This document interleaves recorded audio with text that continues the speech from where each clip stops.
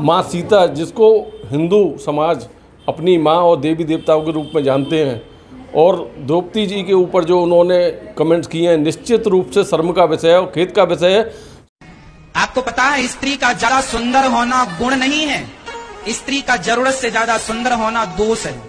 अखिल भारत हिंदू महासभा के प्रदेश प्रवक्ता संजय हरियाणा ने कहा है कि भागवत आचार्य अनिरुद्धाचार्य महाराज ने भागवत कथा के बीच जो टिप्पणी माता सीता और द्रौपदी के लिए की है, उसकी अखिल भारतीय हिंदू महासभा तीखे शब्दों में निंदा करती है।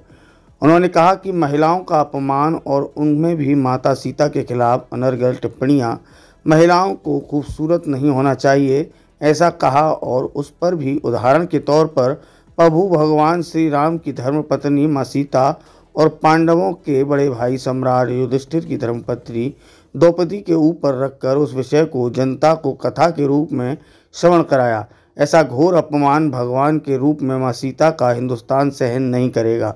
संजय हरियाणा ने कहा कि तुरंत भागवताचार्य अनिरुद्ध आचार्य माफ़ी मांगें। भागवत कथा के बीच सभी भक्तों के सामने मंच पर उन्होंने माफ़ी मांगनी चाहिए।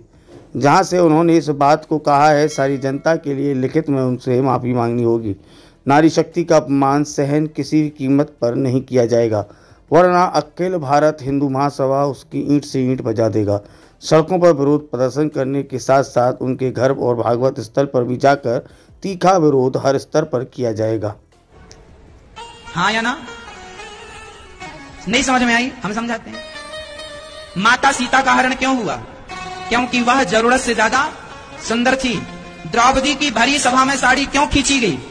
क्योंकि द्रौपदी भी जरूरत से ज्यादा सुंदर थी।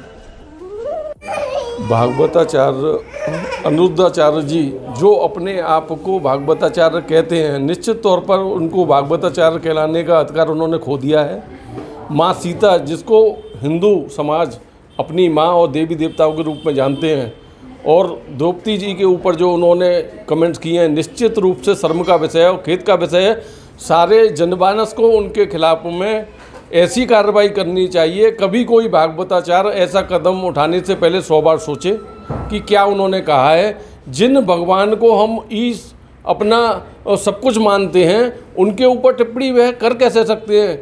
जिस भागवत को वो कहते हैं उसमें भी समय समय पे वो उनका जिक्र करते हैं। आज उन्होंने कह दिया अगर महिलाएं इतनी सुंदर है, उनको सुंदर नहीं होना चाहिए, और इस नाते माँ सीता का उन्होंने रावण ने अपहरण किया।